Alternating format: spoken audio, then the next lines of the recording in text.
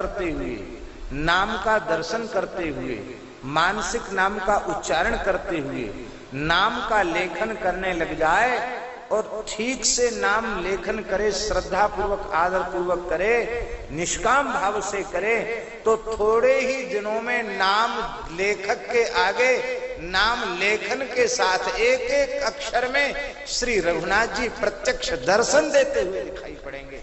एक एक अक्षर में नीलांबर श्यामल कोमलांगम श्री राम कृष्ण की झांकी सामने प्रकट होती हुई दिखाई पड़ेगी। अनुभव किया है।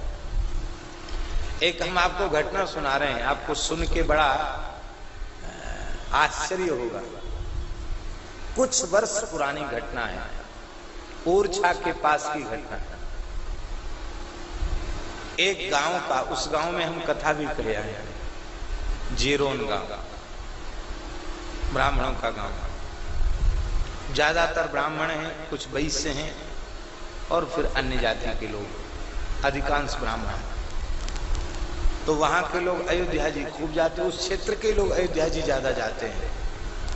बुंदेलखंड पूरा अयोध्या जी ज्यादा जाता है। अयोध्या में बुंदेलखंड के संत भी खूब रहते हैं और उनके आश्रम भी कई है। तो वो गांव के एक वैश्य थे, उनका नाम रामस्वरूप गुप्ता था। पक्के बनिया थे। पक्के बनिया जानते हो? एक कच्चे होते, एक पक्के होते। पक्के का मतलब उनको कथा से, कीर्तन से और किसी काम से प्रयोजन, केवल दुकान से मतलब था। कभी न कहीं किसी की कथा सुनने गए, न किसी महात्मा को दंडोत करने गए, और ना ही कभी किसी को जिमाया उन्होंने के प्रेम से चलो दान पुण्य कर दे। उनकी अपनी दुकान थी, सब चीज दुकान पर मिलती थी।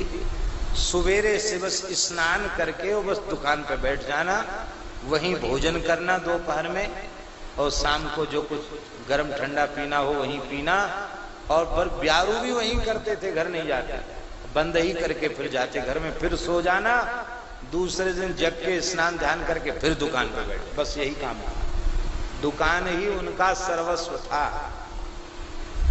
उनके संगी साथी इष्ट मित्र उनको कहे, अरे राम स्वरूप, ये दुकान करते करते मर जाओगे, तुमने अब तक अयोध्या जी का दर्शन नहीं किया, अयोध्या जी तो चलो। कहते भैया तुम वाओ, हमारी तो सब अयोध्या, सब तीर्थ हमारे यही हैं, हम तो तुम लोगों का दर्शन कर लेते हैं, यहीं प्रसाद मिल जाता, हम नहीं जाएंगे। क्यों? बोले हमारे ग्राहक टूट जाएंगे। ऐसे बनिया थे महाराज। पर मित्रों ने कहा कि